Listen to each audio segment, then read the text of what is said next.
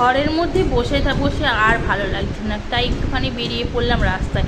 মন হলো বেরোবার 7:30টায়, তারপরে রেডি হতে হতে এই হতে ওই হতে বেজে গেল 8টার উপর। তো 8:10-15 কিন্তু বেজে গেছে, তারপরে বেরোলাম রাস্তাতে।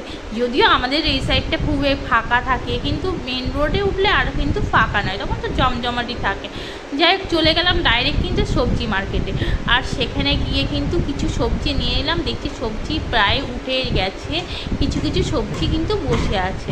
তো যা ছিল তার মধ্যে কিছু সবজি ফুড নিয়ে নিলাম, আর নিয়েই কিন্তু আবারই ঘরের দিকে রওনা দিয়ে দিয়েছিলাম। আর ঘরের দিকে আস্তে আস্তে কিন্তু খিদে পেয়েছিল, কি খাবো তাই চিন্তা করে ভাবলাম থাক ঘরে গিয়েই খাবো, রাত অনেক হয়ে গেছে, রান্নাবান্না করেও আর রেখেছি। তারপরে দেখতে পেলাম ফুচকা, ভাবলাম একবার দু মোনা খাবো না, কিন্তু দেখে আর কিন্তু লোভ সামলাতে পারলাম না, খেয়ে নিলাম ফুচকা।